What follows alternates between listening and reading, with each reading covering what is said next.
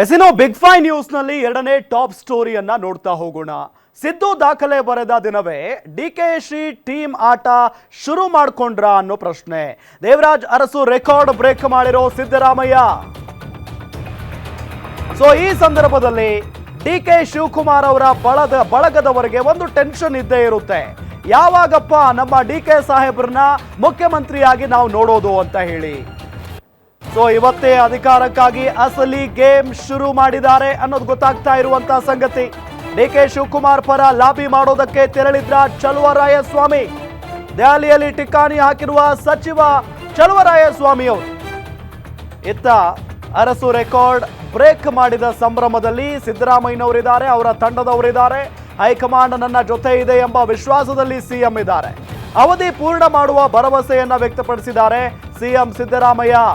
ಈ ಹಿಂದೆ ದೆಹಲಿಗೆ ಹೋಗಿ ಟೀಮ್ ಲೀಡ್ ಮಾಡಿದ್ರು ಚಲುವರಾಯಸ್ವಾಮಿ ಅವರು. ಆದರೆ ಸರ್ಕಾರಿ ಕೆಲಸದ ನಿಮಿತ್ತ ದೆಹಲಿ ಪ್ರಯಾಣ ಅಂತ ಹೇಳಿ ಚಲುವರಾಯಸ್ವಾಮಿ ಹೇಳ್ತಾ ಇದ್ದಾರೆ. ಹಾಗಾದ್ರೆ ಸರ್ಕಾರಿ ಕೆಲಸನ ಡಿಕೆಶಿ ಪರ ಲಾಭಿನ ಅನ್ನೋ ಕುತೂಹಲ ಅಂತೂ ಇದ್ದೇ ಇದೆ. ಸೊ ನೋಡಿ, ಸಿದ್ದರಾಮಯ್ಯ ದಾಖಲೆಯನ್ನ ಬರೆದಿದ್ದಾರೆ. ದೇವರಾಜ್ ಅರಸು ಅವರ ರೆಕಾರ್ಡ್ ಅನ್ನ ಬ್ರೇಕ್ ಮಾಡಿದ್ದಾರೆ ಸಿದ್ದರಾಮಯ್ಯ.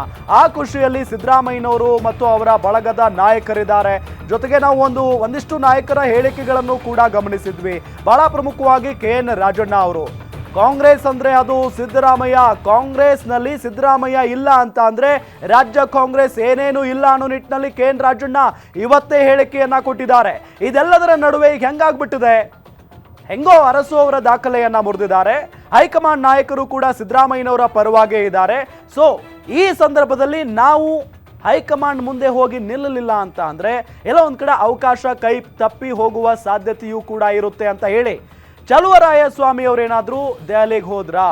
ಸರ್, ಯಾಕೆ ದೆಹಲಿಗೆ ಹೋಗಿದ್ದೀರಿ, ಯಾಕೆ ಹೊರಟಿದ್ದೀರಿ ಅಂತ ಕೇಳಿದಾಗ ನಮ್ಮದು ಖಾಸಗಿ ಕಾರ್ಯಕ್ರಮ ಇದೆಯಪ್ಪ, ಸರ್ಕಾರಿ ಕಾರ್ಯಕ್ರಮ ಇದೆಯಪ್ಪ ಅನ್ನೋ ನಿಟ್ಟಿನಲ್ಲಿ ಒಂದಿಷ್ಟು ಹೇಳಿಕೆಗಳನ್ನ ಕೊಟ್ಟಿದ್ದಾರೆ. ಬಟ್ ಇದನ್ನ ಕೆಲವರು ನಂಬ್ತಾ ಇಲ್ಲ.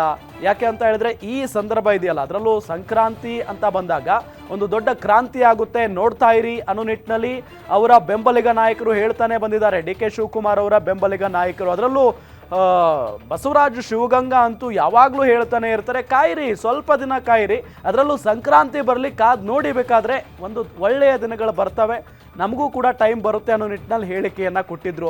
ಸೊ ಇದೆಲ್ಲದರ ನಡುವೆ ಚಲುವರಾಯಸ್ವಾಮಿಯವರು ಹೋದ್ರೆ ಏನಪ್ಪ ಸಂಬಂಧ ಅಂತ ನೀವು ಕೇಳಬಹುದು. ಈ ಹಿಂದೆನೂ ಕೂಡ ಒಂದು ಟೀಮ್ನ ಕರ್ಕೊಂಡು ಇವರೇ ಲೀಡ್ ಮಾಡಿ ಹೈಕಮಾಂಡ್ ನಾಯಕರನ್ನ ಭೇಟಿ ಮಾಡಿ ಚರ್ಚೆ ಮಾಡಿ ಬಂದಿದ್ರು. ಹಾಗಾಗಿನೇ ಇವತ್ತು ಕೂಡ ಕುತೂಹಲ ಮೂಡಿಸ್ತಾ ಇದೆ.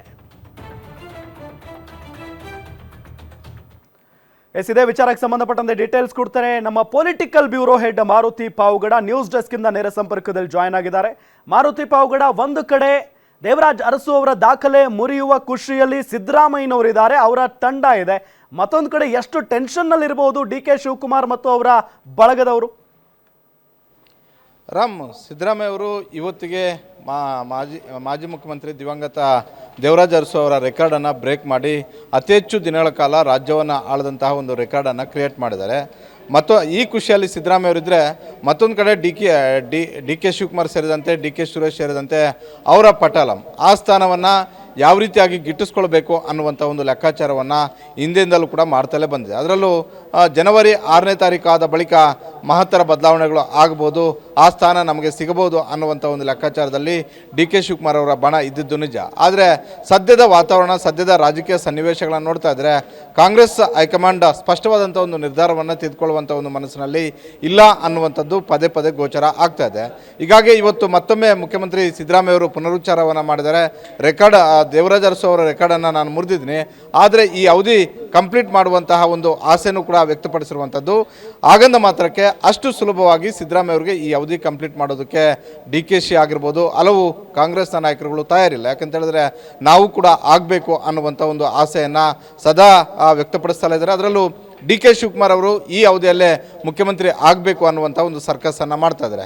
ಈ ನಡುವೆ ಇವತ್ತು ಸಿದ್ದರಾಮಯ್ಯ ಅವರು ಈ ಖುಷಿಯಲ್ಲಿರುವಾಗಲೇ ಡಿ.ಕೆ.ಶಿ ಟೀಮಲ್ಲಿ ಗುರುತಿಸಿಕೊಂಡಿರುವಂತಹ ಚಲುವರಾಯಸ್ವಾಮಿ ಅವರು ಮತ್ತೆ ದೆಹಲಿಗೆ ಹೋಗಿರುವಂಥದ್ದು ಒಂದಷ್ಟು ಚರ್ಚೆಗೆ ಕಾರಣ ಆಗಿರುವಂಥದ್ದು. ಚಲುವರಾಯಸ್ವಾಮಿ ಅವರು ಹೇಳ್ತಿದ್ದಾರೆ, ನಾನು ದೆಹಲಿಗೆ ಬಂದಿರುವಂಥದ್ದು ಯಾವುದೋ ಸರ್ಕಾರಿ ಕಾರ್ಯದ ನಿಮಿತ್ತ ಬಿಟ್ಟರೆ ಯಾವುದೇ ವಿಷಯವನ್ನು ಎತ್ಕೊಂಡು ದೆಹಲಿಗೆ ಬಂದಿಲ್ಲ ಅಂತ. ಆದರೆ ಹಿಂದೆನೂ ಕೂಡ ಇದೇ ಮಾತನ್ನು ಹೇಳಿದ್ರು. ಆಗ ಮೊದಲು ಚಲುವರಾಯಸ್ವಾಮಿ ಅವರೋದ್ರು, ತದ ಬಳಿಕ ರವಿ ಗಾಣಗ ಅವರೋದ್ರು, ಹಲವು ಹಲವು MLCಗಳು ಮತ್ತು MLAಗಳು ಸೇರಿದಂತೆ ಸುಮಾರು 15ಕ್ಕೂ ಅಧಿಕ ಶಾಸಕರು ಹೋಗಿದ್ರು. ಅದೇ ರೀತಿಯಾದಂಥ ಒಂದು ಸ್ಟ್ರಾಟಜಿ ಈ ಬಾರಿನೂ ಕೂಡ DKC ಟೀಮ್ ಮಾಡ್ತಾ ಇದೆ ಅನ್ನುವಂಥದ್ದು ಇವತ್ತು ರೆಕಾರ್ಡ್ ಬ್ರೇಕ್ ಮಾಡಿದಂತಹ ದಿನದಿಂದಲೇ ಗೊತ್ತಾಗ್ತಾ ಇದೆ. ಯಾಕಂತ ಹೇಳಿದ್ರೆ ಚಲುವರಾಯಸ್ವಾಮಿ ಅವರು ಈಗಾಗಲೇ ಹೋಗಿದ್ದಾರೆ.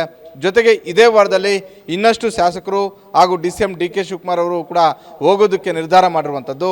ಬಹುತೇಕ ಈ ಬಾರಿ ಇನ್ನಷ್ಟು ಗಟ್ಟಿಯಾಗಿ DK ಶಿವಕುಮಾರ್ ಅವರು ಕೇಳೋದ್ರಲ್ಲಿ ಯಾವುದೇ ಅನುಮಾನವೂ ಕೂಡ ಇಲ್ಲ. ನನಗೆ ಅವಕಾಶ ಕೊಡ್ತಿರೋ ಇಲ್ವೋ ಇದನ್ನು ಸ್ಪಷ್ಟಪಡಿಸಿ ಅನ್ನುವಂಥ ಒಂದು ಒತ್ತಾಯವನ್ನು DK ಶಿವಕುಮಾರ್ ಅವರು ಮಾಡ್ತಾರೆ.